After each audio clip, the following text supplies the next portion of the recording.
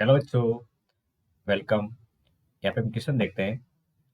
तो क्वेश्चन के according given है, if F X and G X are periodic with period 7 and 11 respectively, then period of capital F X this is equal to F of x into G X by 5 minus G of x into F X by 3। Question यहाँ पे given है। तो सबसे पहले ये देखिए कि कोई फंक्शन यहाँ में गिवन क्या है। तो हमें गिवन है period of F X. F X का पीरियड कितना गिवन है? वो है 7 है, ठीक है। And period of G X, period of G X की बात करेंगे तो ये 11 है। अब अगर फंक्शन में कोई भी एक्स के मल्टीप्लाई में आप कोफिशिएंट करते हो तो पीरियड उसी से ये डिवाइड हो जाता है। तो यहाँ पे मुझे जरूरत पड़ेगी एफ एक्स बाई 3 की। तो इसे हम कह सकते हैं कि पीरियड ऑफ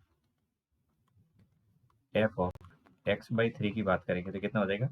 ये हो जाएगा 7 डिवाइड में 1/3। तो ये आ जाएगा आपका 21। और इसी तरीके से पीरियड ऑफ जी और एक्स बाई 5 की जरूरत पड़ेगी। यहाँ पे जो कॉन्स्टेंट है 1/5 है, तो उसे डिवाइड कर लेंगे 11 1/5, तो कितना हो जाएगा 55। अब आपको अगर कोई दो फंक्शन मल्टीप्लाई में दे रखे हैं, उनके पीरियड की बात करनी है, तो यहाँ से लिखेंगे then period of F of x into G X by 5। इसका जो पीरियड होगा तो देख लो, एफ एक्स का पीरियड कितना है 7, कितना है 7, और जी एक्स बाई 5 का पीरियड कितना है 55 है। तो यहाँ पे जब मल्टीप्लाई के फॉर्म में आ जाए तो हम दोनों के रिलेटेड ये देखते हैं कि इनका एलसीएम क्या आएगा, ठीक है।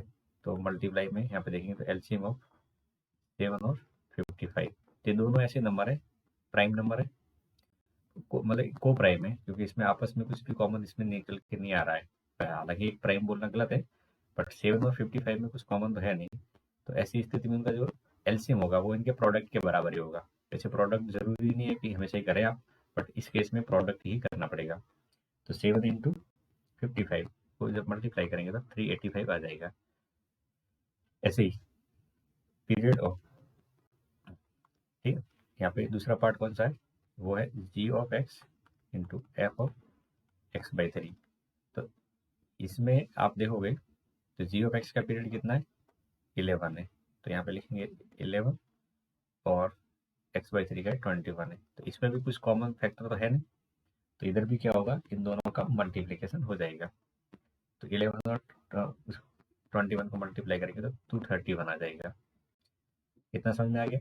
अब फाइनली क्या करना है, पीरियड ऑफ एफ एक्स निकालना है, ठीक है। तो पीरियड ऑफ एफ एक्स निकालेंगे तो ये हो जाएगा फाइनली। अब क्योंकि दो पार्ट है अलग अलग, ये दोनों पार्ट हो जाएंगे इनका एलसीएम। इसका एलसीएम ये हमारा हो गया पीरियड, कह सकते हैं T1 है और ये T2 है। तो पीरियड ऑफ T1 है T2, तो एलसीएम ऑफ 385 और 231 लिखेंगे। तो देखिए 385 जो था वो बेसिकली क्या था, मेरा था तो मल्टीप्लीकेशन था। तो 7 इंटू 55 को लिखता हूँ मैं 11 इंटू 5, और 231 था, ये था मल्टीप्लीकेशन मेरा 11 और 21 का। तो 11 की जगह तो 11 रह दो, और 21 को 7 इंटू 3 कर दो। अब इनका एलसीएम लिखना है, तो एलसीएम में कॉमन फैक्टर तो एक ही बार लिखते, और जो बच जाए उनको भी लिखना है। तो देखो यहाँ पे 7 एक बार आ रहा है, दोनों में आ रहा है, तो 7 होगा, तो 3 इंटू 5 इंटू 7 इंटू 11 हो जाएगा, ठीक है। अब इसको जब आप मल्टीप्लाई करोगे तो बेसिकली 1155 निकल के आ जाएगा, जो कि मुझे लास्ट ऑप्शन में दिख रहा है। तो यहाँ पे आंसर ये हो गया। उम्मीद करता हूँ आप पार्ट समझ गए होंगे। होप यू आप ये लॉजिक को आप आगे क्वेश्चन में अप्लाई कर सकोगे।